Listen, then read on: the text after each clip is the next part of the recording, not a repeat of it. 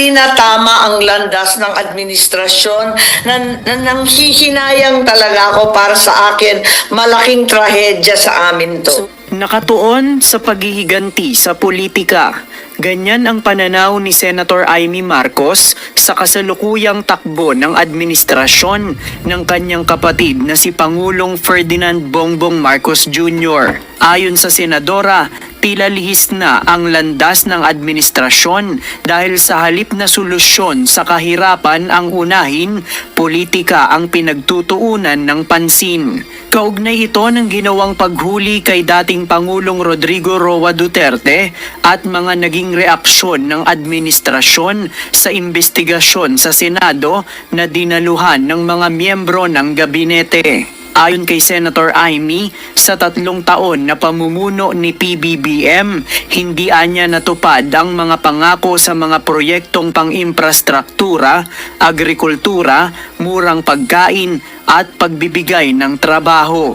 Napakaswerte na naming pamilya, binigyan kami ng pagkakataon ulit na makabalik at linawin ang tunay na legacy, ika nga ng aking ama.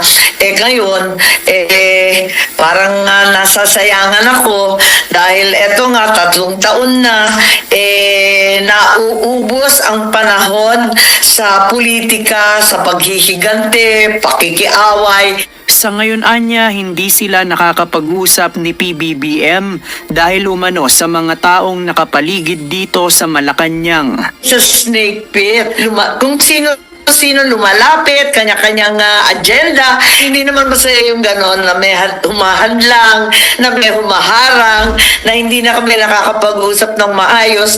At kung tutuusin, pamilya pa rin kami, politika lang to.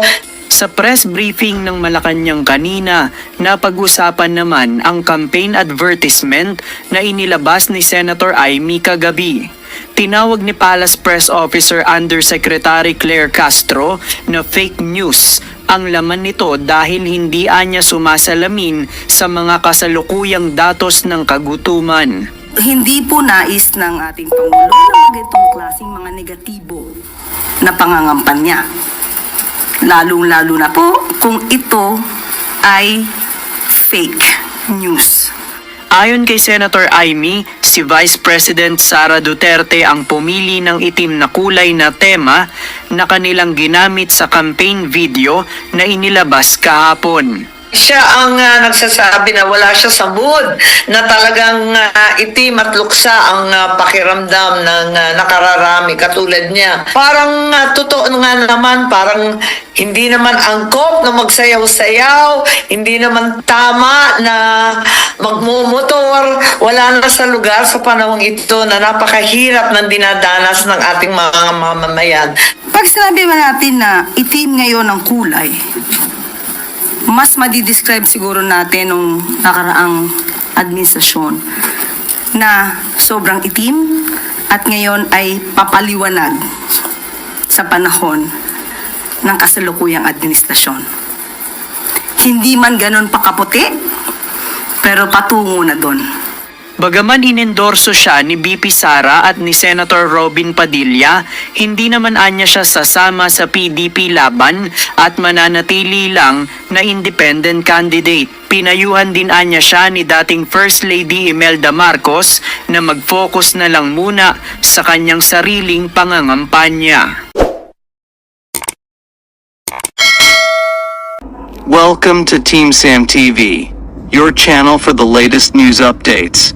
Here, we break down the biggest stories from around the globe, covering everything from breaking news to politics. Whether you want to stay informed or just catch up on what's happening, we've got you covered. So, don't forget to subscribe and hit that notification bell so you never miss out on the latest news.